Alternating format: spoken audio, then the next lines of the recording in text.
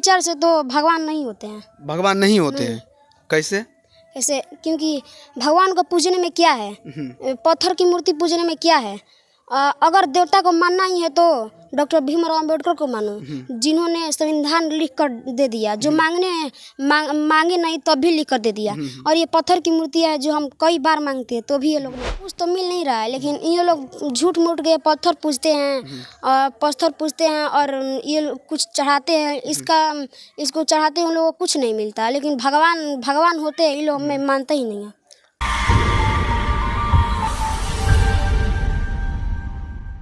हम जानना चाहते हैं छोटू कि कुछ ऐसी सवालें हैं जो आपसे जानने की कोशिश करते हैं।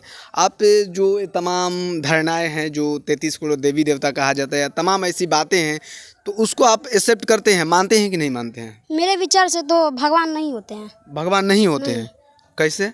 ऐसे क्योंकि भगवान को पूजने में क्या है, पत्थर की मूर्ति पूजने में क्या है। अगर देवता को मानना ही है तो डॉक्टर भीमराव अंबेडकर को मानो, जिन्होंने संविधान लिख कर दे दिया, जो मांगे नहीं तब भी लिख कर दे दिया। और ये पत्थर की मूर्ति है जो हम कई बार मांगते हैं तो भी ये लोग नहीं देते हैं। तो माने लोग बेवकूफ़ नहीं है ना? इतना लोग जा रहे हैं जल चढ़ाने के लिए, सावन में गुप्ता धाम कोई जा रहा है तो कोई देवघर जा रहा है, कहीं माने बहुत सारे शिवलों में भी जाते हैं और लगातार लोग भूखे रहते, तो माने बुड़बक हैं कि जो जाते हैं इतना दूर पैदल। उन लोगों को पता नहीं है और वो अपने शरीर को कष्ट देकर जाते हैं लोग देवी देवता की पूजा करने। उन लोगों को भगवान को पूजने से उनका शरीर संतुष्ट नहीं होता, बल्कि उनका शरीर और ही कमज़ोर हो जाता है। इसलिए भगवान को नहीं मानना चाहिए। और माने पत्थर में जब ऐसा होता है कि पत्थर से इन लोगों को फ़ायदा नहीं होता, पत्थर पूजने से इन लोगों को फ़ायदा नहीं होता, तो क्यों ये लोग पत्थर पूजते? कुछ तो इन लोगों को मिल रही है ना, जिसकी वजह से पूज रहे हैं। इन लोगों को कुछ तो मिल नहीं रहा है, लेकिन ये लोग झूठ मूठ के पत्थर पूजते हैं और ये कुछ चढ़ाते हैं, इसको चढ़ाते हैं, उन लोगों को कुछ नहीं मिलता। लेकिन भगवान होते हैं, ये लोग मैं मानता ही नहीं है। कब से नहीं मानते हैं? बहुत पहले से नहीं मानता। पहले तो मानते होंगे ना? पहले मानते थे, छोटा था तो, लेकिन अब नहीं मानता हूँ। मतलब कि जानकारी उस समय नहीं था? हाँ, उस समय जानकारी नहीं था। जानकारी हो गया है। तो आप इतना सारी, आपके पास इतनी जानकारियाँ हैं। कितने क्लास में पढ़ते हैं? 7 क्लास में पढ़ते हैं। तो इतने सारी माने बेहतरीन तरीक़े से आपने जानकारी दी, तो कहीं ना कहीं आप कहते हैं कि भगवान को नहीं मानते हैं, तो आपके माने पूरा शरीर में, आपके आवाज़ में सरस्वती कहाँ से वास कर गई? क्योंकि इतना आपके पास ज्ञान है, तो ज्ञान तो सरस्वती जी ने देती है। नहीं, ज्ञान की देवी तो सावित्रीबाई फुले हैं। सावित्रीबाई फुले? हाँ। सब लोग तो कहते हैं सरस्वती जी हैं।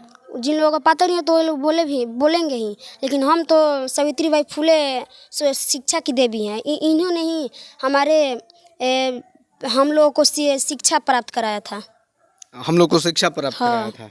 माने देख लीजिए दोस्तों कि जो सावित्रीबाई फुले थी, लगभग 18 विद्यालय खुली थी अपने जीवन काल में और बच्चों को पढ़ाने की कोशिश, किसी के साथ भेदभाव नहीं की। वही ना सावित्रीबाई फुले? हाँ, वही। तो उनके लेकर और तमाम जो महापुरुष हैं, उनके विचारों को लेकर क्या सोचते हैं? क्या इनके विचारों पर चलना चाहिए, जो 33 करोड़ देवी देवता हैं या तमाम ऐसी धारणाएं हैं उन पर चलना चाहिए? हम लोगों को इनके ही विचार से चलना चाहिए, डॉक्टर भीमराव और सावित्रीबाई फुले के विचारों पर। इनके विचारों पर चलना चाहिए।